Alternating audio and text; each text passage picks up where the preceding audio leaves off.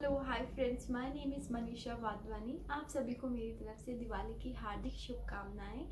आज हम अकाउंटेंसी के लेक्चर्स स्टार्ट कर रहे हैं, जो कि फर्स्टली सेबी ग्रेड ए के लिए के एग्ज़ाम्स के लिए अपलोड किए जा रहे हैं। इसमें आपके कोई भी कंपटीशन एग्ज़ाम्स जिसमें अकाउंटेंसी सब्जेक्ट हो, उसके लिए आपको ये काम में आ सकते हैं। इसकी जो भी एमसीक्यूज़ होंगे वो मेरे टेलीग्राम चैनल पे आपको चैप्टर वाइज मिल जाएंगे। जो यहाँ पे यूट्यूब पे कवर होगा उसका चैप्टर वाइज एमसीक्यू आपको मेरे टेलीग्राम चैनल पे मिल जाएगा, और इसके नोट्स आप डाउनलोड कर सकते हैं। मेरे डिस्क्रिप्शन बॉक्स में आपको लिंक मिल जाएगी। इस क्लास में हम आज कवर करेंगे अकाउंटेंसी के बेसिक टर्म्स क्या होते हैं, डेबिट और क्रेडिट के रूल्स क्या होते हैं, और हमारे पास में अकाउंट्स में कितने टाइप के अकाउंट होते हैं। ये सारी चीज़ें बेसिक टर्म आज हम इस क्लास में कवर करेंगे। ये क्लासेस पार्ट वाइज होंगी, जिसमें आपका सेबी ग्रेड ए के अकाउंटेंसी का जितना भी कोर्स है वो सारे क्लास वाइज आपको कवर करके मिल जाएगा। 20 या 25 क्लासेस में आपको पूरा कोर्स कवर करवा दूँगी, और आपके पास में एमसीक्यूज़ हमारे टेलीग्राम चैनल पे अपलोड हो जाएंगे। So let's start. हाँ जी। तो अब शुरू करते हैं हम। देखो, अकाउंट्स में दो तरह के साइड होते हैं, एक डेबिट साइड होता है और एक क्रेडिट साइड होता है। डेबिट साइड के और क्रेडिट साइड के रूल्स क्या होते हैं, इसके अकाउंट्स कितने टाइप के होते हैं, वो अभी पूरा डिटेल में हम पढ़ेंगे। देखो, फर्स्ट हमारे ट्रेडिशनल अप्रोच। इसमें दो तरह की अप्रोचेस होती है मेनली। एक होता है हमारा ट्रेडिशनल अप्रोच, एक होता है हमारा मॉडर्न अप्रोच। ठीक है, दो तरह की अप्रोचेज़ होती हैं। तो ट्रेडिशनल अप्रोच में क्या क्या है, उसको कैसे क्लासीफाई किया है, और मॉडर्न अप्रोच को किस तरह से क्लासीफाई किया गया, वो अभी हम पढ़ लेंगे। देखो, ट्रेडिशनल अप्रोच में फर्स्ट हमारा आता है पर्सनल अकाउंट। पर्सनल अकाउंट क्या होता है, it includes all those account which are related to any person. इसमें वो सारे अकाउंट आते हैं जो किसी भी पर्सन से रिलेटेड हो। अब वो पर्सन इंडिविजुअल हो सकता है, मतलब पर्टिकुलर इंसान हो सकता है, जैसे राम श्याम, ये हो सकता है, या फर्म हो सकती है, कोई भी कंपनी हो सकती है, कोई भी बैंक हो सकती है। तो ये सब हमारा क्या हो जाएगा, पर्सनल अकाउंट हो जाएगा।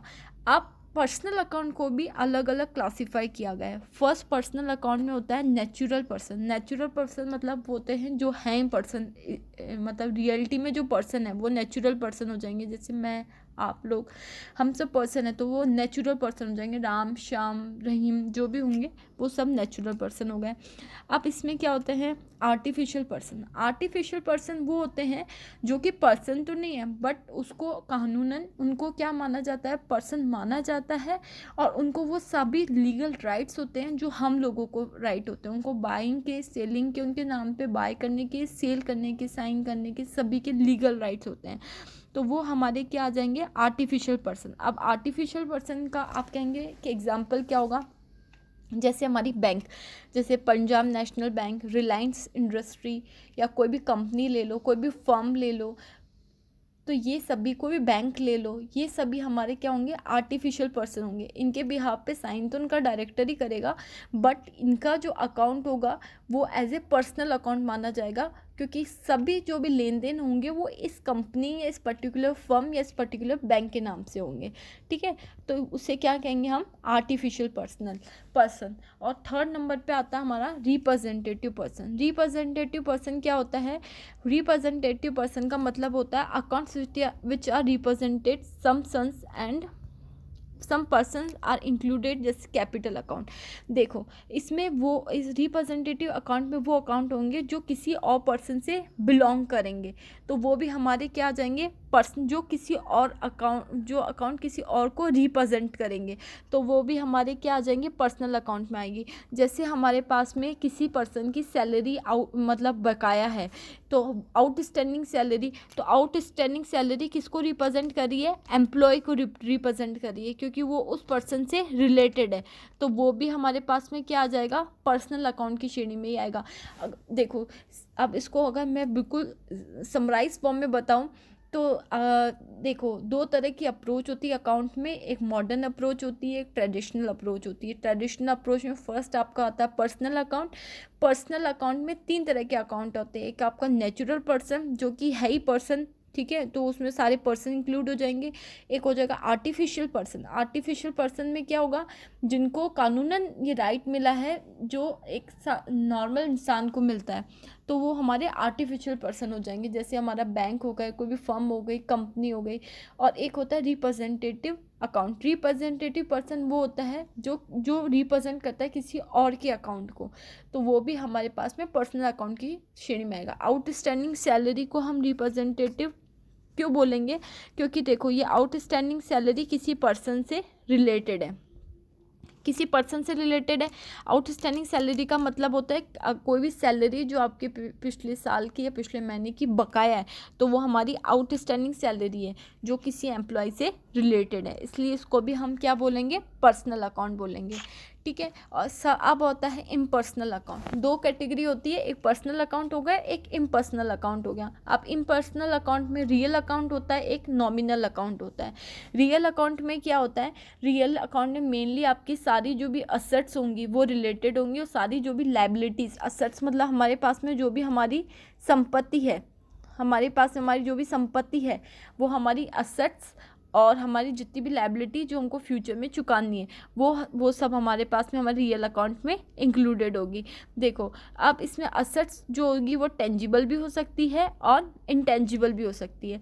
टेंजिबल का क्या मतलब होता है, टेंजिबल का मतलब होता है जो हम देख सकते हैं, जिसको हम टच कर सकते हैं, वो हमारे पास में टेंजिबल असेट्स होती हैं। और जिनको हम टच नहीं कर सकते और हम मेज़र, लेकिन हम उसको मॉनेटरी आइटम्स मतलब पैसों में हम क्या कर सकते हैं, उसको मेज़र कर सकते हैं, तो वो हमारे पास में इंटेंजिबल असेट्स होती हैं। असेट्स दो तरह की होती है, एक तो टेंजिबल होती है, फिक्स असेट्स भी होता है, टेंजिबल असेट्स होता है, इनटेंजिबल असेट्स भी होते हैं। तो देखो तो इसमें क्या होगा, रियल अकाउंट में आपकी सारी क्या होंगी, असेट्स आ जाएंगी, लेकिन इसमें डेटर्स इंक्लूड नहीं होंगे। डेटर्स कौन होते हैं, देनदार, जिसको अब हमको पैसा, जिससे हमको पैसे लेने, वो हमारे डेटर्स होंगे। तो वो हमारे पर्सनल किसी पर्सन से अपन मांगते होंगे, या किसी बैंक से कोई अपन से मांगता होगा, है ना। तो वो सारे जो डेटर्स होते हैं वो इसमें इंक्लूडेड नहीं होते हैं, इसमें सिर्फ असेट्स इंक्लूडेड होती है। असेट्स में भी टेंजिबल असेट्स होती है, एक इंटेंजिबल असेट्स होती है। अब आप पूछोगे टेंजिबल असेट्स के एग्जाम्पल क्या होते हैं। टेंजिबल असेट्स का एग्जाम्पल जैसे आपके सामने हो गया, फर्नीचर हो गया, मशीन हो गई, तो ये सब आपके टेंजिबल असेट्स हैं, क्योंकि हम इनको टच भी कर सकते हैं और इनको मेज़र भी कर सकते हैं। और इनटेंजिबल असेट्स में क्या आएंगे, इनटेंजिबल असेट्स में आपके पास में जो हम देख नहीं सकते, टच और मेज़र कर सकते हैं। देख तो नहीं सकते बट उनको हम टच भी कर सकते हैं, मेज़र भी कर सकते हैं मॉनेटरी आइटम में। उसमें आपका पेटेंट आ जाएगी, आपकी गुडविल आ जाएगी, आपका ट्रेडमार्क आ जाएगा। तो रियल अकाउंट में आपके सारे भी असेट्स होंगे वो आ जाएंगे, ठीक है। और थर्ड आपका होता है नॉमिनल अकाउंट। नॉमिनल अकाउंट में क्या आता है, नॉमिनल अकाउंट में आपके जितने भी सारे एक्सपेंसेस होते हैं, इनकम होती है, गेन होते हैं, वो इसमें इंक्लूडेड होते हैं। तो एक्सपेंसेस और इनकम वो सारी आपके किस में आ जाती है, नॉमिनल अकाउंट में आती हैं। अब नॉमिनल अकाउंट के एग्जांपल आपके सामने सैलरी हो गई, रेंट हो गया। अगर मैंने किसी से कमीशन रिसीव किया है तो वो हमारा इसमें आ जाएगा, मैंने किसी से डिस्काउंट रिसीव किया है तो वो हमारा इसमें आ जाएगा। तो मेनली अब आपके सामने अगर मैं समराइज फॉर्म में बोलूँ तो 3 तरह के अकाउंट हो गए। एक आपका पर्सनल अकाउंट हो गया, एक आपका पर्सनल अकाउंट हो गया, एक आपका रियल अकाउंट हो गया, और थर्ड आपका नॉमिनल अकाउंट हो गया। ठीक है, 3 तरह के अकाउंट होते हैं mainly, personal account, real account और थर्ड आपका नॉमिनल अकाउंट। ठीक है, अब इसके रूल्स क्या क्या होते हैं और ये कैसे अकाउंट्स में काम करता है वो मैं अभी बताऊंगी। आई होप आपको ये चीज़ समझ में आई होगी कि पर्सनल अकाउंट में क्या क्या इंक्लूड होता है। पर्सनल अकाउंट में 3 तरह के पर्सन होते हैं, नेचुरल पर्सन, आर्टिफिशियल पर्सन, और थर्ड आपके पास में आ जाता है आपका रिप्रेजेंटेटिव पर्सन। नेचुरल पर्सन क्या होता है, जैसे कि हम नेचुरल पर्सन है, और आर्टिफिशियल पर्सन में हमारी जितनी भी बैंक्स हैं, फर्म्स हैं, कंपनीज हैं वो आ जाती हैं। और रिप्रेजेंटेटिव अकाउंट में होता है जो अकाउंट किसी को रिप्रेजेंट करता है, किसी पर्सन को, तो वो भी आपके पास में इसी में आता है। और रियल अकाउंट में आपके जितने भी असेट्स होती हैं, लेकिन डेटर्स इसमें इंक्लूडेड नहीं होता है क्योंकि डेटर्स आपके पर्सनल अकाउंट में चला जाता है। तो जितना भी आपके पास में असेट्स होती हैं चाहे वो टेंजिबल असेट्स हो या इनटेंजिबल असेट्स हो, वो आपके रियल अकाउंट में आ जाती हैं, और नॉमिनल अकाउंट में आपके जितने भी एक्सपेंसेस होते हैं और इनकम होती है वो आ जाती है। ठीक है, अब इसके रूल्स क्या क्या होते हैं डेबिट और क्रेडिट के, वो मैं आपको बता देती हूँ। देखिए, 3 तरह के अकाउंट हो गए आपके पास में। पर्सनल अकाउंट, देखो सबसे फर्स्ट नंबर पे ये चीज़ को आप ध्यान रखना कि आपके पास में ट्रेडिशनल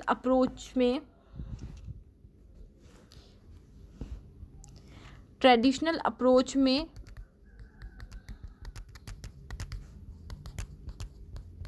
मेनली 2 कैटेगरी होती है, एक पर्सनल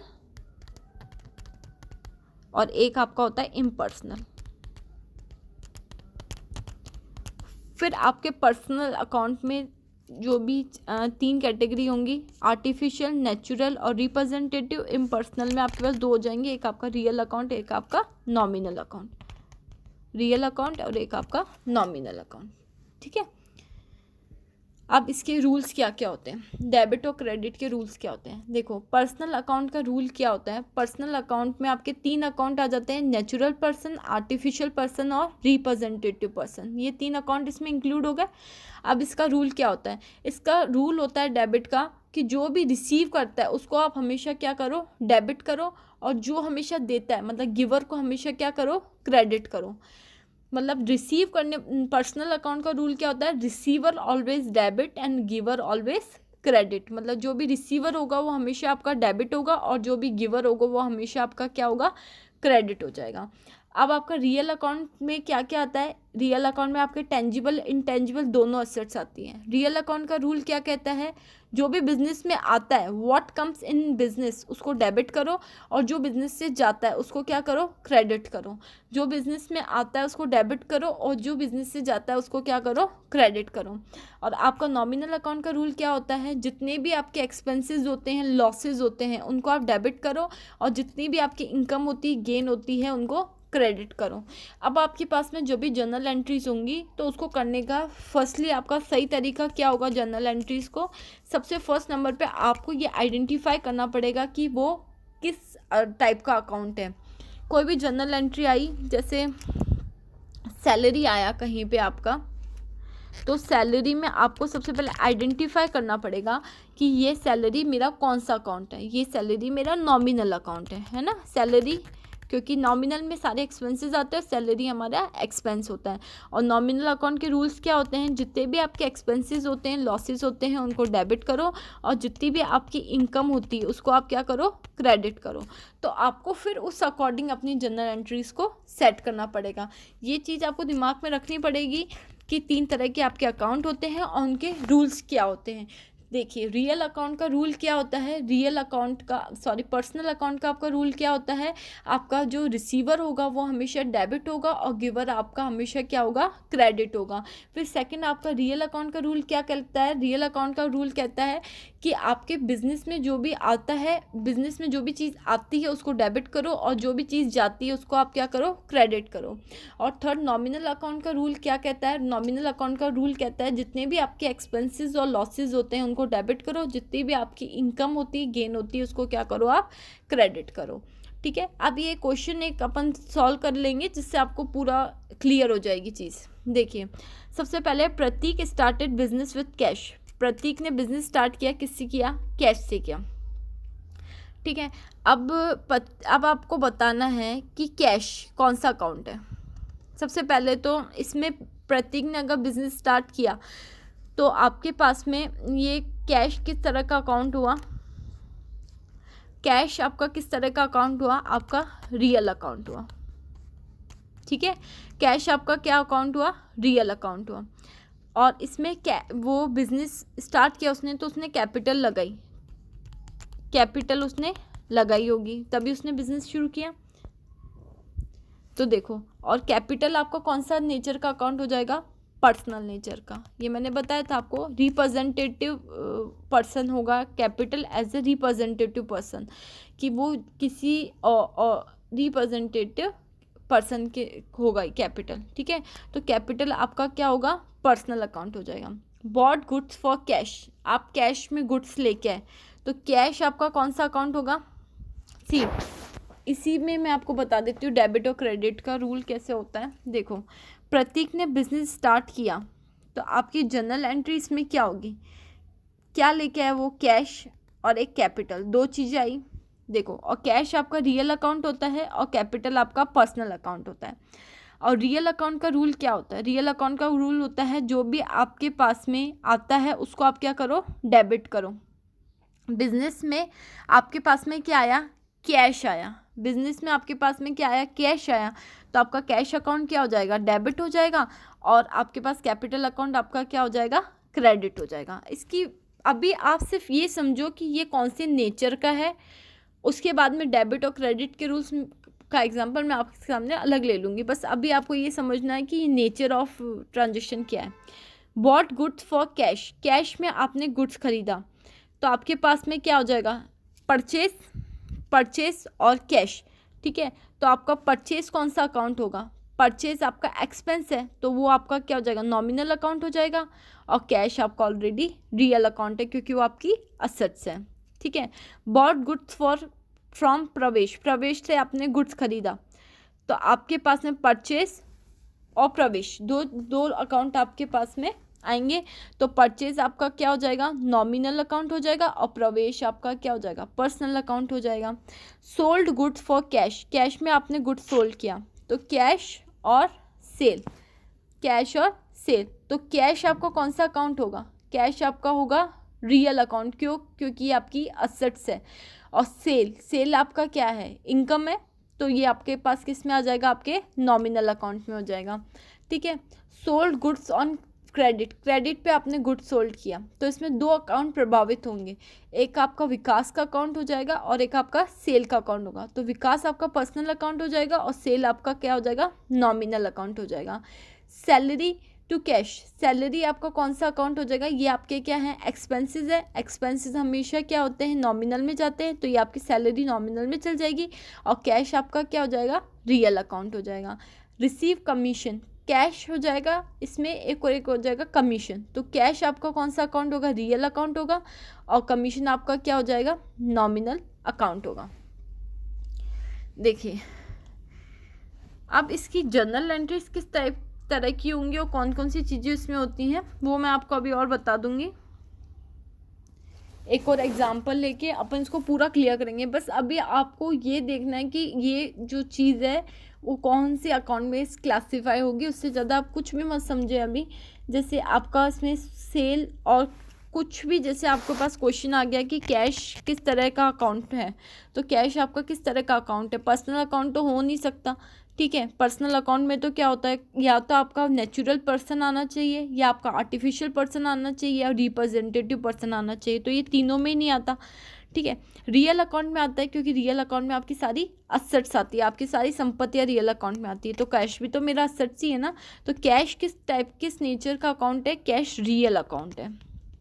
और वहीं आपसे पूछ सकते हैं कि कैपिटल कौन से नेचर का अकाउंट है, तो कैपिटल क्या है, किसी की ऑनर की, किसी भी पर्सन की पूंजी को दर्शा रहा है, उसको रिप्रेजेंट कर रहा है, तो कैपिटल मेरा क्या हो जाएगा, पर्सनल अकाउंट हो जाएगा। तो कैपिटल मेरा क्या हो जाएगा, पर्सनल अकाउंट हो जाएगा।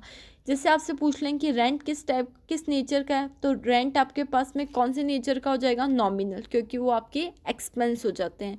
आपके पास में कोई भी लॉस हो जाता है तो वो भी आपका नॉमिनल में आता है। आपके पास में कोई भी इनकम हो जाती है तो वो आपका नॉमिनल में आता है, क्योंकि उसमें सारे एक्सपेंसेस और इनकम और गेन्स आते हैं।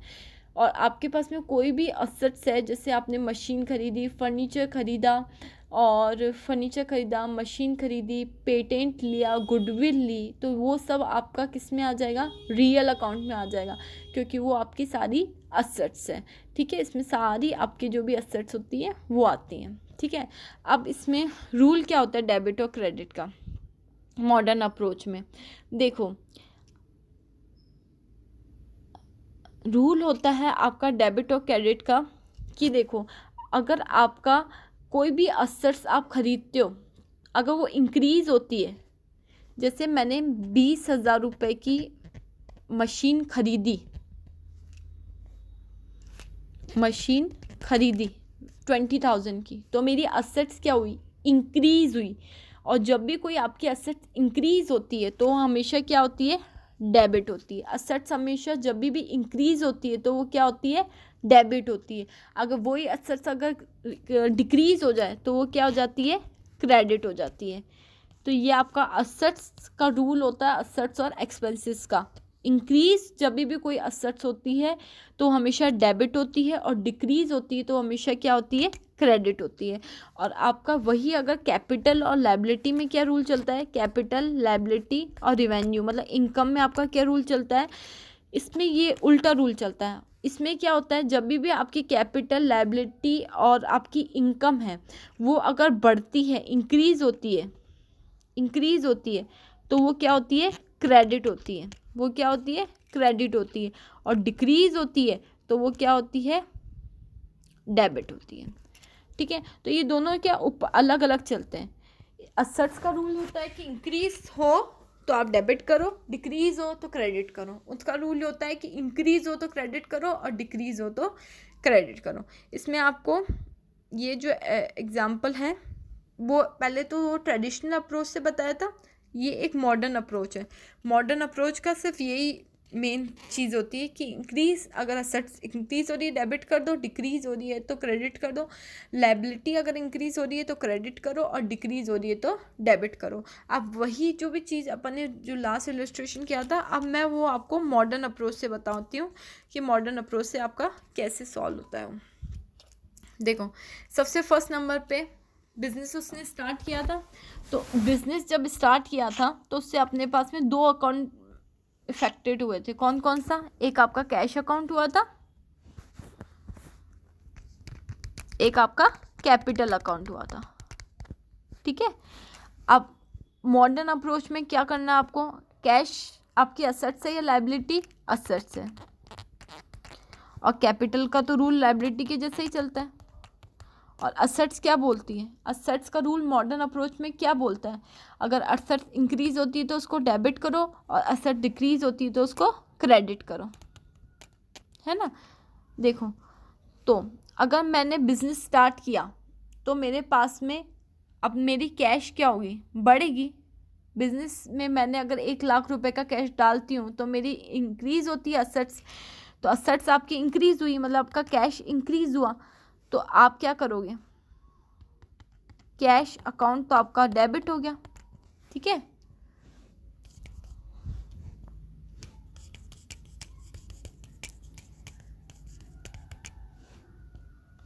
कैश अकाउंट आपका क्या हो गया, डेबिट हो गया एज इस मॉडर्न अप्रोच के रूल के अकॉर्डिंग। और आपका कैपिटल अकाउंट क्या हो गया, क्रेडिट हो गया। क्योंकि कैपिटल का क्या रूल होता है, अगर डिक्रीज हो जाता है, इंक्रीज होता है तो क्रेडिट करो, और डिक्रीज होता है तो डेबिट करो। जब भी मैं बिजनेस में अपना कैपिटल डालूंगी तो मेरी पूंजी तो बढ़ेगी, तो मेरा कैश भी बढ़ेगा और मेरा कैपिटल भी बढ़ेगा। मतलब मेरे पास में मेरा ऑनर का कैपिटल तो इंक्रीज होगा, तो दोनों इंक्रीज होंगे ना, तो दोनों इंक्रीज के दोनों के रूल लग जाएंगे। ठीक है, सेकंड, गुड परचेज किया। अगर मैंने गुड परचेज किया अपने बिजनेस के लिए तो मेरे पास में सबसे पहले क्या होगा, एक तो आपका 2 अकाउंट इफेक्टेड होंगे, एक आपका परचेज अकाउंट होगा और एक आपका कैश अकाउंट होगा। परचेज किस तरह का अकाउंट है, परचेज आपका नॉमिनल अकाउंट है, और कैश आपका किस तरह का अकाउंट है, कैश मेरा एक रियल अकाउंट है। ठीक है, तो परचेज किया अपन ने तो वो मेरा एक्सपेंस होता है, और मैंने कैश किया तो वो मेरा क्या हो गया, असेट्स हो गया। ठीक है, परचेज किया तो एक्सपेंस हो गया, और कैश किया तो मेरा असेट्स हो गया। तो आपके असेट्स और एक्सपेंसेस के रूल मॉडर्न अप्रोच में क्या होते हैं, इंक्रीज होता है तो डेबिट करो, डिक्रीज होता है तो क्रेडिट करो। अगर मैं बिजनेस में गुड्स लेके आई तो मेरे पास में चीज़ आई, इंक्रीज हुआ मेरा असेट्स, तो असेट्स मेरा इंक्रीज हो गया। ठीक है, और मेरे हाथ से मैंने अगर कोई भी चीज़ खरीदी तो मेरे हाथ से वो क्या, हाँ, कैश गया, पैसा गया, तो वो मेरे पास में क्या हो गया, डिक्रीज हो गया। ठीक है, तो इंक्रीज होता है तो डेबिट करो, और ये डिक्रीज होता है तो क्या करना है अपन को, असेट्स को डेबिट ही करना है। सॉरी, डिक्रीज होता है तो अपन को क्या करना है, क्रेडिट करना है। तो ये डेबिट हो जाएगा और एक आपका क्रेडिट हो जाएगा। देखो, बॉट गुड्स ऑन क्रेडिट, मैंने गुड्स लिया क्रेडिट पे। सबसे फर्स्ट नंबर पे एक चीज़ समझो, अगर मैंने गुड्स परचेज़ किया है क्रेडिट पे, तो इससे सबसे पहले ये देखो, अगर मैंने किसी भी इंसान से 20,000 रुपये का गुड्स परचेज़ किया है, ठीक है, जैसे आपके सामने एक ट्रांजेक्शन आता है कि Manisha bought goods for 20,000 rupees, 20,000 rupees का मैंने गुड परचेज़ किया, तो मैं क्या एंट्री करूँगी, क्या कौन कौन से अकाउंट मेरे इफेक्टेड होंगे? एक तो मेरा परचेज अकाउंट होगा और एक आपका मनीषा का अकाउंट होगा, दो अकाउंट आपके इफेक्टेड होंगे, ठीक है। तो अब देखो, परचेज आपका असेट्स है, आपका एक्सपेंसेस है, और मनीषा आपका क्या है? मनीषा आपका क्या है? मैंने कोई भी चीज़ अगर परचेज़ की है थर्ड पर्सन से, मैंने मनीषा से 20,000 रुपये का माल परचेज़ किया, तो मुझे आगे जाके उसको पैसा चुकाना है, मेरी लायबिलिटी है उसको पैसा चुकाना, तो मनीषा क्या है? मेरी लायबिलिटी है, क्योंकि मुझे उसको आगे जाके पैसा चुकाना है। तो इसमें मेरी असेट्स और एक्सपेंसेस इंक्रीज़ हो रहे हैं, हाँ मेरे असेट्स और एक्सपेंसेस इंक्रीज़ हो रहे हैं, और मेरी लायबिलिटी भी क्या हो रही है? इंक्रीज़ हो रही है। तो आपका असेट्स इंक्रीज़ होती है तो आप उसको क्या करते हो? डेबिट करते हो, और अगर लायबिलिटी इंक्रीज़ होती है तो उसको आप क्या करते हो?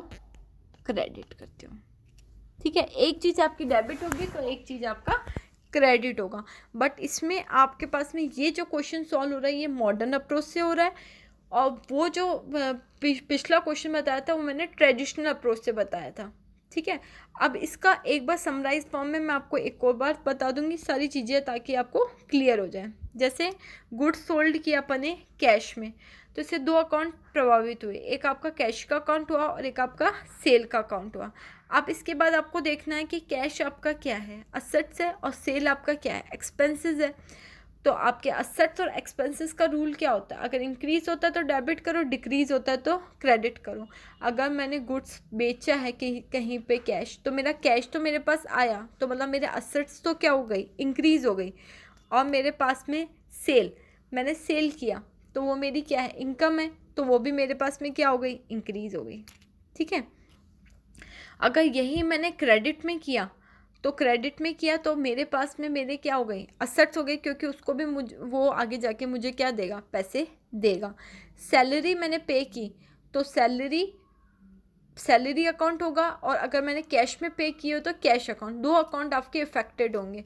तो आपके जितने भी एक्सपेंसेस हैं अगर वो इंक्रीज़ होते हैं तो उनको डेबिट करो। अगर मेरी सैलरी है, अगर मैंने पे की है, तो फिर मेरे वो इंक्रीज़ हुई 5,000 रुपये, लेकिन मैंने उसको क्या दिया? कैश में दिया, तो कैश मेरे 5,000 रुपये से क्या हो गया? डिक्रीज़ हो गया, ठीक है। अगर कमीशन मैंने रिसीव किया है तो वो मेरी असेट्स है, और कमीशन मेरा क्या है? इनकम है। अगर मैं इसका बिल्कुल संक्षिप्त रूप में आपको बताना चाहूँ तो देखिए ये ऐसे होगा, ये आपका मॉडर्न अप्रोच है। आगे जाके आपके कोई ये अप्रोचेस वाइज नहीं आते हैं क्वेश्चंस, सारी चीज़ें आपको मॉडर्न अप्रोच पे ही करनी पड़ती हैं, बट एमसीक्यूज़ में ऐसी तरह के क्वेश्चन आपसे पूछ सकते हैं। तो आपके पास में आपकी असेट्स, मतलब आपकी जो संपत्ति है, असेट्स और एक्सपेंसेस, और एक आपकी आती है कैपिटल, लायबिलिटीज, और एक होता है इनकम। तो असेट्स और एक्सपेंसेस क्या होते हैं? असेट्स और एक्सपेंसेस ये बोलते हैं अगर हम इंक्रीज़ होते हैं, अगर हम बढ़ते हैं तो हमको डेबिट करो, और अगर हम डिक्रीज़ हो जाते हैं मतलब कम हो जाते हैं तो हम उसको क्रेडिट करो। वहीं कैपिटल, लायबिलिटी और इनकम का रूल क्या होता है? वो कहते हैं अगर हम इंक्रीज़ हो रहे हैं तो हमको क्रेडिट करो, डिक्रीज़ हो रहे हैं तो हमें डेबिट करो। तो सबसे पहले आपको जो मॉडर्न अप्रोच है उसमें ये देखना है कि वो कौन सी चीज़ आपकी इंक्रीज़ हो रही है, कौन सी चीज़ आपकी डिक्रीज़ हो रही है, फिर उसके बाद उसका अकाउंट कौन सा है, तो फिर आपको क्लियरफाई हो जाएगा कि इंक्रीज़ क्या हो रहा है और डिक्रीज़ क्या हो रहा है।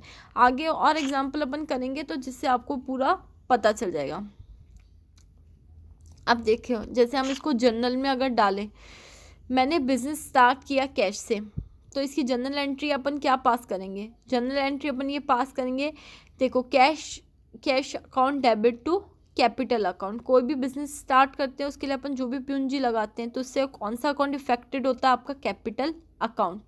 अगर मैंने गुड परचेज किया, तो अगर मैंने कैश में परचेज किया तो उसकी जनरल एंट्री क्या हो जाएगी, purchase account debit to cash. क्योंकि अगर इसका जो परचेज अकाउंट हमारा कौन सा अकाउंट होता है, नॉमिनल अकाउंट। नॉमिनल अकाउंट का रूल क्या होता है, जितने भी एक्सपेंसेस होते हैं उनको डेबिट करो। तो परचेज अकाउंट इसलिए हमारा क्या हो जाता है, डेबिट हो जाता है। और यही मैंने प्रवेश से ख़रीदा है अगर कोई भी गुड, तो प्रवेश का अकाउंट आपका क्या हो जाएगा, क्रेडिट हो जाएगा, वो परचेज हो जाएगा। अगर मैंने कोई भी चीज़ सेल की है तो एंट्री क्या पास हो जाएगी, cash account debit to sale account, cash account debit to sale account. अगर किसी पर्टिकुलर इंसान सेल किया है तो उसका पर्सनल अकाउंट डेबिट हो जाएगा। किसी को सैलरी दी है तो आपका सैलरी अकाउंट इफेक्टेड हो जाएगा। ठीक है, देखो इसमें जो होती है ना एंट्रीज भी, classification of journal entries, journal entries का भी क्लासिफिकेशन होता है। देखो आपकी जो जर्नल एंट्रीज़ होती हैं उनको हम क्लासीफाई कैसे कैसे करते हैं। जर्नल एंट्रीज़ भी आपके अलग अलग तरह की होंगी। एक आपकी इसमें सिंपल एंट्री आ जाएगी, एक कंपाउंडेड एंट्री आ जाएगी, ओपनिंग एंट्री आ जाएगी, ट्रांसफ़र एंट्री आएगी, क्लोजिंग एंट्री आएंगी और रेक्टिफाई एंट्री आएंगी। ये जर्नल एंट्रीज़ के क्लासिफिकेशन है कि कितने टाइप की जर्नल एंट्रीज़ होती हैं। अभी जो हमने पढ़ी वो सब सिंपल एंट्रीज़ थी। उसके बाद आपके कंपाउंडिंग एंट्रीज आएंगी, उसके बाद आपके ओपनिंग एंट्रीज आएंगी, फिर ट्रांसफ़र एंट्रीज आएंगी, क्लोजिंग एंट्रीज आएंगी और रेक्टिफाई एंट्री आएंगी। तो जब जो आपने अभी पढ़ी है इलस्ट्रेशन से, cash account debit to capital, ये सब हमारा क्या है, सिंपल एंट्री। अब आपका कंपाउंडेड एंट्री में क्या होता है, देखो कंपाउंडेड एंट्री क्या होती है, the entry in which there are at least 2 account are debited, जिसमें एटलीस्ट 2 अकाउंट क्या होने चाहिए आपके, डेबिट। अभी तक आपके क्या हो रहा था, एक अकाउंट डेबिट हो रहा था और एक अकाउंट आपका क्या हो रहा था, क्रेडिट हो रहा था। बट अब आपके एटलीस्ट 2 अकाउंट डेबिट होने चाहिए, तो वो आपके पास कौन सी एंट्री हो जाएगी, कंपाउंडेड एंट्री हो जाएगी। देखो जैसे एग्जाम्पल लेते हैं, receive 3900 from Ram in full settlement of 4000। मैं राम से 4000 मांगती थी लेकिन उसने मुझे क्या दिया, 3900 रुपये दिए। 4000 आप मांगते थे और आपको मिले कितने, 3900 रुपये। कितने रुपए कम मिले आपको, 100 रुपये।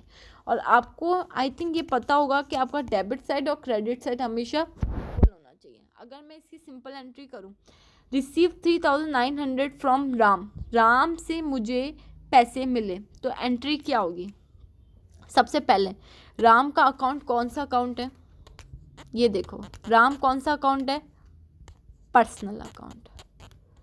ठीक है, और पर्सनल अकाउंट का क्या होता है, आपका जो गिवर होगा, जो आपको दे रहा है, वो हमेशा डेबिट होगा और रिसीवर रिसीवर आपका हमेशा क्या होगा, डेबिट होगा और गिवर आपका हमेशा क्या होगा, क्रेडिट होगा। ठीक है, गिवर हमेशा क्या होगा, क्रेडिट होगा। अब अगर मैं इसकी एक एंट्री करना चाहूँ तो इसकी एंट्री मैं क्या करूँगी, इसकी एंट्री मैं करूँगी, मुझे राम से रिसीव हुआ, तो राम कौन है, देने वाला है, तो गिवर है, तो राम का अकाउंट तो मैंने क्या कर दिया, क्रेडिट कर दिया।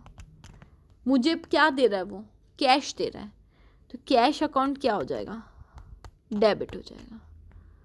अब मुझे कितने रुपए मिले, 3900 रुपये, 3900 रुपये मिले मुझे, और राम से मैं मांगती कितने रुपए थी, 4000 रुपये। अब ये कैसे बैठेगा, 4000 आप उसे मांगते हो और 3900 रुपये मिले आपको, आपका डेबिट और क्रेडिट साइड तो इक्वल हुआ या नहीं। तो ये बीच में आपके पास में 100 रुपये से आपका डिस्काउंट अलाउड अकाउंट ओपन होगा। 100 रुपये से आपका कौन सा अकाउंट होगा, ओपन होगा, डिस्काउंट अलाउड ओपन। आपने 100 रुपये उसको डिस्काउंट दिया, तभी आपका डेबिट साइड का कॉलम और क्रेडिट साइड का कॉलम दोनों क्या होगा, इक्वल आ जाएंगे। तो मैं ये अज्यूम करूँगी कि 100 रुपये मैंने उसको क्या दे दिया, डिस्काउंट दे दिया, इसलिए 100 रुपये मेरे पास में कम आए, इसलिए मेरा दोनों साइड से जो अब टोटल है वो इक्वल हो गई। अब देखिए जैसे paid 4900 to Shyam in full settlement of 5000। अब क्या है, शाम मुझसे कितने रुपए मांगता था, 5,000 रुपये, लेकिन मैंने उसको कितने दिए, 4,900 रुपये। अब सबसे फर्स्ट नंबर पे आप देखो शाम कौन सा अकाउंट है, शाम मेरा पर्सनल अकाउंट है, राइट। अब पर्सनल अकाउंट का रूल क्या होता है, रिसीवर डेबिट होता है और गिवर आपके पास क्या होता है, गिवर आपका क्रेडिट होता है ना। रिसीवर डेबिट होता है और गिवर आपका क्रेडिटर होता है। तो इसमें शाम कौन है, देने वाला है, तो शाम का अकाउंट क्या हो जाएगा, क्रेडिट हो जाएगा। इसमें शाम क्या कर रहा है, एक सेकेंड वेट, पेड, अच्छा हाँ, हमने शाम को 4,900 रुपये चुकाए 5,000 के बदले, तो शाम हमारा रिसीवर हुआ ना, तो शाम अकाउंट क्या हो जाएगा आपका, डेबिट हो जाएगा। और मैं उसको क्या दे रही हूँ, कैश दे रही हूँ, तो कैश अकाउंट मेरा क्या हो जाएगा, क्रेडिट हो जाएगा। अब शाम को मैंने कितने रुपए दिए, शाम मेरे से कितने रुपए मांगता था, 5,000 रुपये। कितने रुपए मांगता था, 5,000 रुपये। शाम उसे 5,000 के मांगता था, लेकिन मैंने उसको दिए कितने, 4,900 रुपये। तो ये डेबिट साइड और क्रेडिट साइड तो इक्वल ही नहीं हुई, तो मतलब मुझे कितने रुपए का डिस्काउंट मिला, 100 रुपये का। मतलब मुझे कितने रुपए का डिस्काउंट मिला, 100 रुपये का। तब जाकर आपका डेबिट साइड और क्रेडिट साइड क्या हो जाएगी थी, इक्वल हो जाती है। तो ये आपका पास में क्या हो जाएगा, शाम आपसे पैसे कितना मांगता था, 5,000 रुपये, लेकिन आपने उसको रोकड़ा कितना दिया, कैश कितना दिया, कैश अकाउंट तो उतने से आपका डेबिट या क्रेडिट होगा जितना आपने चुकाया होगा। आपने 4,900 रुपये ही चुकाया है उसको, तो ये मानेंगे कि 100 रुपये हमने क्या कर दिया, अपना डिस्काउंट रिसीव हो गया, हमारा डिस्काउंट क्या हो गया, रिसीव हो गया। तो इसमें क्या होता है, कंपाउंडिंग एंट्री में एटलीस्ट 2 ट्रांजेक्शन आपके डेबिट या क्रेडिट होते हैं। आपको ये देखना है कि आपके पास कैश कितना मिला है, उसी से आपका अकाउंट डेबिट और क्रेडिट होगा, उतनी अमाउंट से। बाकी का जो बचेगा वो आपका किस में चला जाएगा, डिस्काउंट में चला जाएगा। अब देखो कंपाउंडेड एंट्री के बाद में कुछ ऐसी एंट्रीज होती हैं जो गुड्स से रिलेटेड होती हैं। अब आपको ये पता है कि परचेज अकाउंट हमेशा क्या होता है, डेबिट होता है। अपन को ये चीज़ पता है कि परचेस अकाउंट हमेशा क्या होता है, डेबिट होता है, वो किसी भी सूरत में क्रेडिट नहीं होता। लेकिन ये देखो, ये स्पेशल एंट्रीज होती हैं, ये एंट्रीज आपसे एग्जांपल में पूछ सकते हैं, एमसीक्यूज में ये एंट्रीज आ सकते हैं, एंट्रीज के टाइप्स भी आ सकते हैं। C, withdrawal of goods by owner for personal use, personal use के लिए ऑनर ने गुड्स निकाले, तो इसके लिए आपका एक नया अकाउंट इफेक्टेड होगा जिसको हम बोलते हैं ड्रॉइंग अकाउंट। कौन सा अकाउंट, ड्रॉइंग अकाउंट।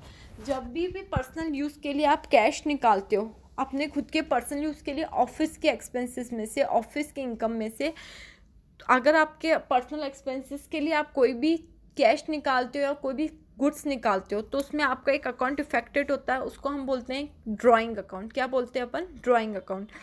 तो ड्रॉइंग अकाउंट होता है, तो इसकी एंट्री होगी drawing account debit to purchase account. Personal use के लिए अगर आपने कोई भी चीज़ निकाली है तो उसमें हमेशा drawing account debit to purchase account, ये आपकी एंट्री बनेगी। अब आप पूछेंगे कि परचेज अकाउंट आपका डेबिट क्यों नहीं हुआ, और आपको इसमें सेल अकाउंट क्रेडिट करना चाहिए।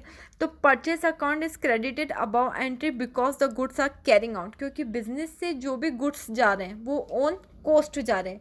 हम किसी थर्ड पर्सन को सेल नहीं कर रहे हैं, हम क्या कर रहे हैं, ऑन कॉस्ट। मैं मेरे घर के लिए निकाल रही हूँ सामान, तो ऑन कॉस्ट निकालूंगी, मेरी कोई इनकम नहीं हो रही है उससे, इसीलिए वो ऑन कॉस्ट बेचा जाता है। इसलिए आपका परचेज अकाउंट क्या होता है, इसमें credit.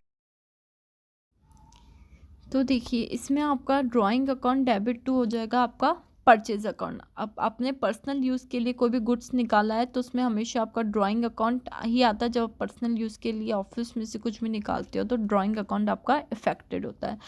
Goods given as charity, charity में मैंने गुड्स दिए तो मेरा क्या हो जाएगा, charity account debit to purchase, charity account debit to purchase. इन सब में परचेज अकाउंट डेबिट इसलिए नहीं हो रहा है क्योंकि मैं ये सब जो चीज़ें दे रही हूँ वो ऑन कॉस्ट दे रही हूँ, मैं किसी को बेच नहीं रही हूँ। अगर यही मैं चीज़ बेच रही होती तो मेरा सेल अकाउंट इफेक्टेड होता। ये चीज़ें ऑन कॉस्ट जा रही हैं इसलिए इसमें परचेज अकाउंट आपका क्रेडिट हो रहा है। इस चीज़ को आपको, इन एंट्रीज़ को थोड़ा ध्यान में रखना पड़ेगा। थर्ड, आप the goods distributed as free samples, free samples के लिए मैंने गुड्स दिए, तो क्या हो जाएगा, फ्री एडवर्टाइजमेंट किया मतलब, तो advertisement account debit to purchase account, advertisement account debit to purchase account. अगर मेरा कोई भी गुड्स लॉस्ट हो गया या जल गया है तो उस सिचुएशन में क्या एंट्री होगी, loss by fire account debit to purchase account, loss by fire account debit to purchase account. आपका परचेज अकाउंट हमेशा डेबिट होता है, बट इन सिचुएशन में आपका personal account purchase account credit इसलिए दिया है हुआ है क्योंकि आपने ये सारी जो भी गुड्स हैं वो ऑन कॉस्ट दिए हैं, आपने किसी भी थर्ड पर्सन को ये गुड्स सेल आउट नहीं किए हैं। अगर आपने सेल आउट किए होते तो फिर आपकी वो इनकम मानी जाती, तो आपका वो सेल अकाउंट इफेक्टेड होता। तो ये 4 एंट्रीज हैं जो आपको देखनी पड़ेगी और इनको थोड़ा दिमाग में रखना पड़ेगा क्योंकि एमसीक्यू में आपसे ये क्वेश्चंस पूछ सकते हैं कि अगर आपने पर्सनल यूज़ के लिए कोई भी गुड्स लिया तो आपकी क्या एंट्री पास होती है, drawing account debit to purchase account.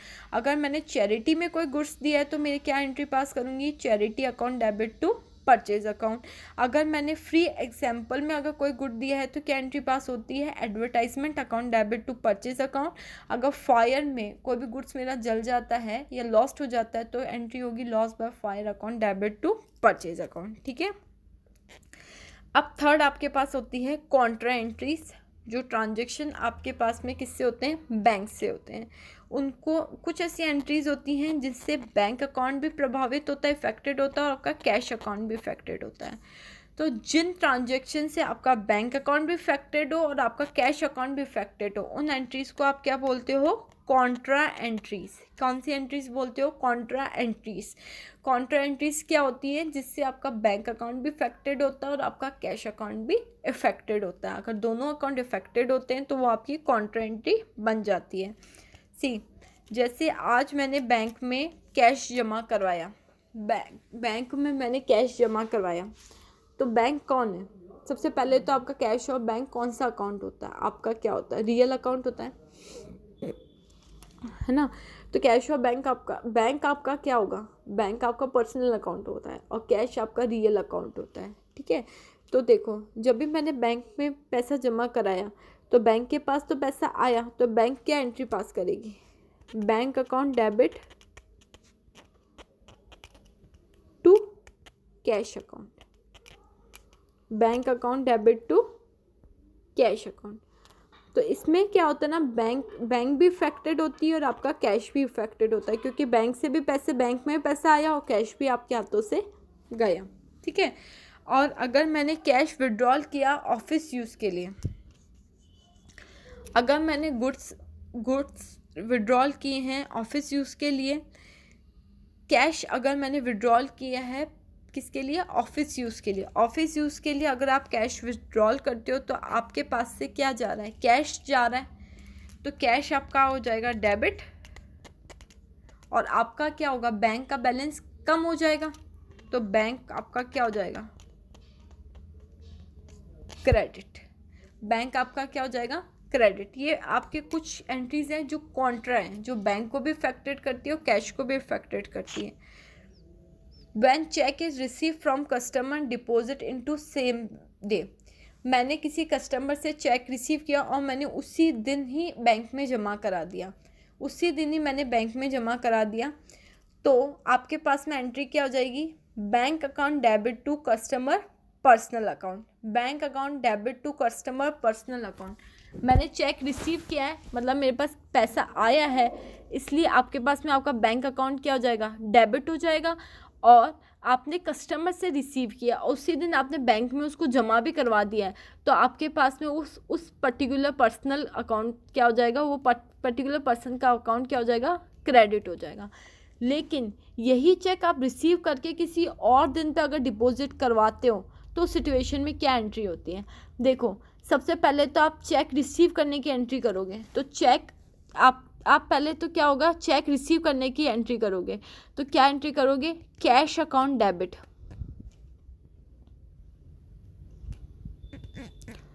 Cash account debit होगा आपका, और वो पर्टिकुलर पर्सन का नाम क्या हो जाएगा, रमेश का नाम जैसे हो गया, क्रेडिट हो गया। ठीक है, अब मैं इसको क्या कराऊंगी, बैंक में डिपॉजिट कराऊंगी, तो मेरा बैंक का बैलेंस बढ़ जाएगा, तो बैंक अकाउंट हो जाएगा डेबिट और कैश का बैलेंस कम हो जाएगा तो कैश अकाउंट हो जाएगा आपका क्रेडिट। ठीक है, तो ये कॉन्ट्रा एंट्री में वापस चले जाएंगे जब आप बैंक में डिपॉजिट करा दोगे, अगर चेक आपको बाद में रिसीव होता है। अगर उसी दिन रिसीव हो जाता है तो आप क्या लिखोगे, bank account debit to customer personal account, और अगर किसी और दिन पे होता है तो पहले आपका कैश अकाउंट डेबिट होगा फिर वो बैंक में जाएगा। ठीक है, अब when payment is made through cheque, एक तो होता है आप कैश से पेमेंट कर रहे हो सब, अब मैं पेमेंट कर रही हूँ किससे, बैंक से। जैसे मैंने सैलरी दी तो सैलरी क्या है, मेरा एक्सपेंस है, तो सैलरी अकाउंट क्या हो जाएगा, मेरा डेबिट हो जाएगा। सैलरी अकाउंट क्या हो जाएगा, मेरा डेबिट हो जाएगा। और मैंने किससे दी, चेक से दी, तो मेरा अब कैश की जगह कौन सा अकाउंट क्रेडिट होगा, बैंक अकाउंट। कैश की जगह कौन सा अकाउंट क्रेडिट होगा, बैंक अकाउंट। ठीक है, आप कोई भी इंटरेस्ट अगर बैंक अलाउ करती है तो उस सिचुएशन में क्या एंट्री होती है, bank account debit to interest, हमको इंटरेस्ट मिलता है इसलिए क्रेडिट होता है इंटरेस्ट। और बैंक चार्जेस हमारे लगते हैं, इंटरेस्ट हमारी क्या है, इनकम है। तो नॉमिनल अकाउंट का रूल क्या होता है, जितनी भी आपकी इनकम होती है उसको आप क्या करो, क्रेडिट करो।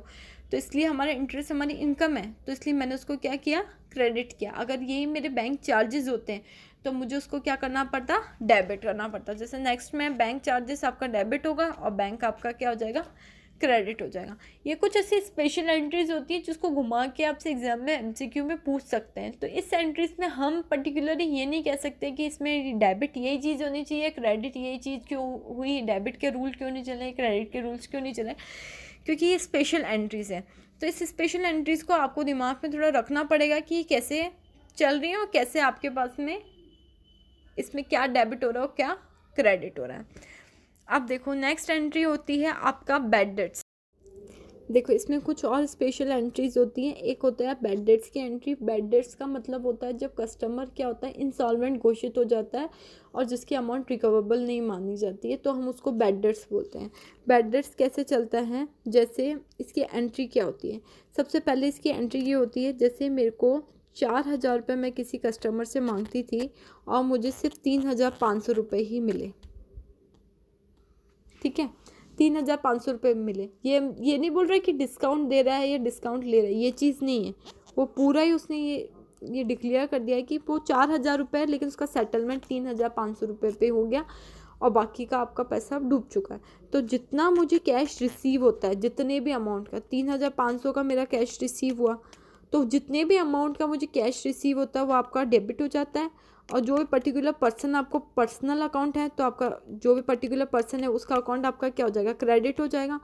कितने से, 4,000 रुपये से। और बाकी का जो 500 रुपये आपका डूब गया है वो किस में चला जाएगा, आपका बैड डेट्स अकाउंट में। किस में चला जाएगा, जो भी अमाउंट आपका क्या है इरिकवेबल है वो आपका किस में चला जाएगा, बैड डेट्स अकाउंट में।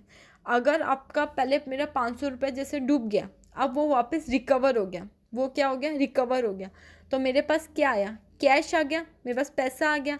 तो कैश अपना क्या हो जाएगा, डेबिट हो जाएगा और बैड डेट्स रिकवेबल अकाउंट आपका क्या हो जाएगा, क्रेडिट हो जाएगा। ठीक है, अब क्या है, आउटस्टैंडिंग एक्सपेंसेस की एंट्री क्या होती है। आउटस्टैंडिंग एक्सपेंसेस का मतलब होता है एक्सपेंसेस जो ड्यू हैं लेकिन अभी तक पे नहीं किए गए हैं, जो मुझे फ्यूचर में पे करना है, जो मेरी लायबिलिटी है मुझे पे करना है। तो उसके एंट्री क्या होगी, उसकी एंट्री होगी आपके पास में expenses account debit to outstanding expenses.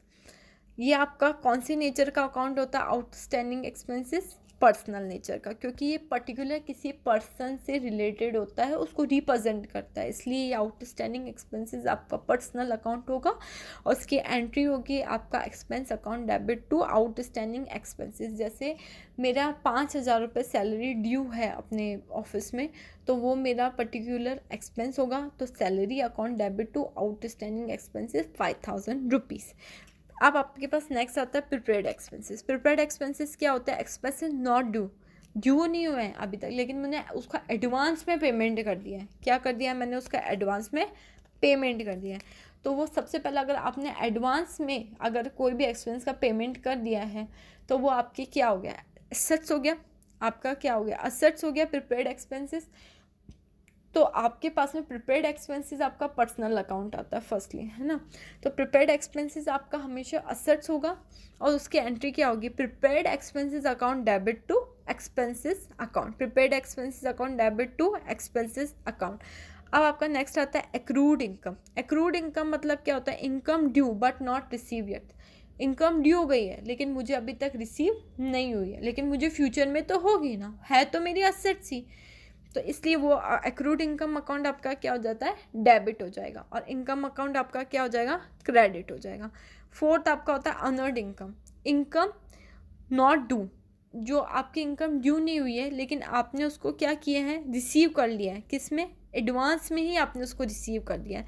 तो उस सिचुएशन में आपके पास क्या आ जाएगा, इनकम अकाउंट डेबिट टू आपका unearned income, income account debit to unearned income जो अभी तक अर्न नहीं हुई है। तो ये एंट्रीज़ ऐसी एंट्रीज़ है जो आपको एक बार देखनी पड़ेंगी कि ये एंट्रीज़ कैसे होती हैं, इनमें डेबिट और क्रेडिट के रूल्स नहीं चल पाते हैं, तो ये इसलिए इनको स्पेशल एंट्रीज़ कहते हैं। तो इस एंट्रीज़ में किस तरह से आपके आउटस्टैंडिंग एक्सपेंसेस कैसे होते हैं, प्रिपेयर्ड एक्सपेंसेस क्या होते हैं, एक्रूड इनकम क्या होती है और अनअर्न्ड इनकम क्या होती है, वो मैं आपको बता देती हूँ। आउटस्टैंडिंग एक्सपेंसेस का मतलब वो एक्सपेंसेस होते हैं जो एक्सपेंसेस आपके पास ड्यू हो गए हैं लेकिन अभी तक मैंने पे नहीं किए हैं। जैसे मैंने आपको सैलरी का एग्जांपल दिया था। देखिए अब इसमें मैं आपको बता देती हूँ कि बैड डेट्स का मतलब क्या होता है। बैड डेट्स का मीन्स ये होता है कि जो पैसा हमारा डूब चुका है, लाइक हम किसी से अगर 5,000 रुपये मांगते थे, बदले में हमको 4,000 रुपये मिले, तो 1,000 रुपये वो एट द एंड सेटलमेंट हो गया है, वो हमें 4,000 रुपये में सेटलमेंट हुआ है, तो 1,000 आपका क्या हो जाएगा, बैड डेट्स हो जाएगा। अगर वो बैड डेट्स आपका बाद में 1,000 रुपीज़ आपका रिकवर हो जाता है, तो उस सिचुएशन में आपका बैड डेट्स अकाउंट जो डेबिट हुआ था फिर बाद में जाके वो क्या हो जाएगा, क्रेडिट हो जाएगा, क्योंकि वो आपको वापस रिकवर हो गया है।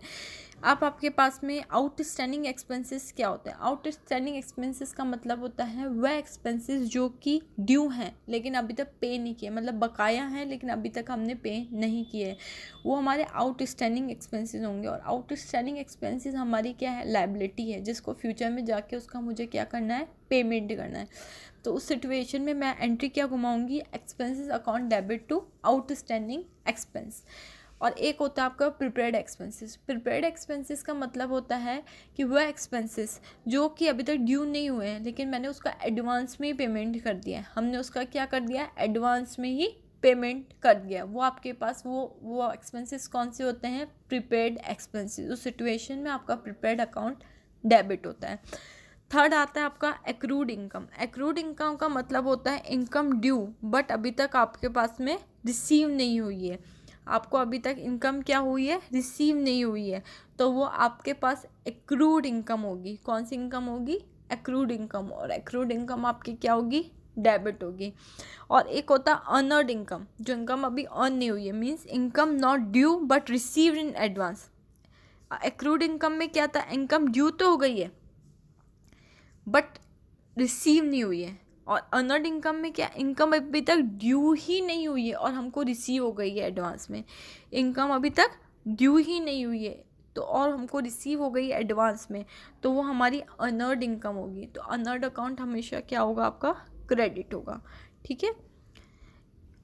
और आपके एंट्री है एक डेप्रिसिएशन। डेप्रिसिएशन आपको पता हो तो आपके जो भी फिक्स असेट्स होते हैं, जो भी आप असेट्स खरीदते हो, फिक्स असेट्स। फिक्स असेट्स का मतलब क्या होता है, फिक्स असेट्स में आपके पास आपके मशीन आ जाएगी, फर्नीचर आ जाएंगे, तो हर साल उसके ऊपर आप डेप्रिसिएशन लगाते हो क्योंकि वो हर साल घिसते हैं, तो उसके ऊपर आपको हर साल आप फिक्स असेट्स के ऊपर डेप्रिसिएशन लगाते हो। 10%, 5%, 15%, 20%, सब असेट्स की रेट अलग अलग होती है, तो उसके अकॉर्डिंग आप डेप्रिसिएशन के ऊपर चार्ज करते हो।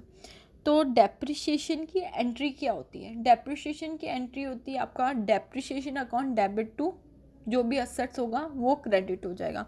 जैसे मैंने मशीन खरीदी है 2 लाख रुपए की, ठीक है, 2 लाख की मैंने मशीन खरीदी, तो वो मशीन के ऊपर मेरा 10% की रेट से मैं हर साल डेप्रिसिएशन काटती हूँ। हर साल मैं उस मशीन के ऊपर 10% की रेट से क्या काटती हूँ, डेप्रिसिएशन काटती हूँ। तो आपका उस सिचुएशन में एंट्री क्या होगी, depreciation account debit to machine account.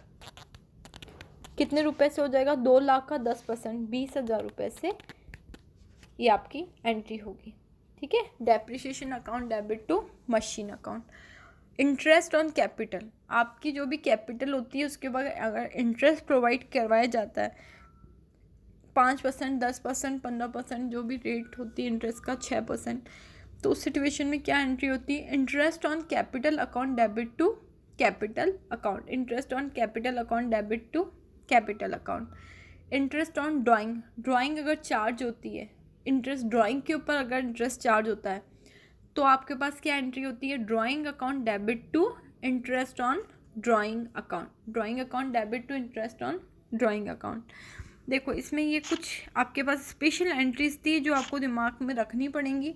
आपसे एमसीक्यू में इससे बहुत सारे तरह के क्वेश्चंस पुट अप हो सकते हैं, तो ये एंट्री आपको अच्छे से देखनी पड़ेंगी। ठीक है, आपके पास personal use, free sample, loss by fire में क्या एंट्री होती है, आपके पास बैंक से रिलेटेड कॉन्ट्रा एंट्रीज कैसे घूमती हैं वो मैंने आपको बताया। इंटरेस्ट चार्ज की एंट्री क्या होती है, इंटरेस्ट बैंक चार्जेस की एंट्री क्या होती है, बेडर्स क्या होते हैं, outstanding expenses, prepaid expenses, earned income, accrued income, depreciation, ये सारी चीज़ें मैंने आपको बताई। ये स्पेशल एंट्रीज आपसे पूछी जा सकती हैं एमसीक्यूज़ में, इससे बहुत सारे तरह के क्वेश्चंस आपके बन सकते हैं। अब नेक्स्ट क्लासेस में मैं आपको बताऊंगी कैश बुक और आपकी पीटी कैश बुक। ये 2 टॉपिक होंगे जो नेक्स्ट क्लास में हम डिस्कस करेंगे। इस क्लास में अगर आपको किसी भी तरह की एंट्री में कोई भी दिक्कत है या आपको कुछ भी टॉपिक अगर समझ में नहीं आया है तो आप मुझसे कमेंट सेक्शन में पूछ सकते हैं। हमारा टेलीग्राम चैनल है द लर्निंग ट्री के नाम से, आप प्लीज़ उसको जाके ज्वाइन कीजिए। सारी लिंक आपको वहाँ पे मिल जाएंगी, पीडीएफ आपको मिल जाएगा सबका, एमसीक्यूज़ का, इसका जो भी नोट्स जिससे मैं पढ़ा रही हूँ वो नोट्स मेरे लिंक में डिस्क्रिप्शन में लिंक में डाल दूँगी। तो और भी अगर आपको कुछ भी डाउट हो तो आप मेरे से कमेंट सेक्शन में पूछ सकते हैं। Thank you so much.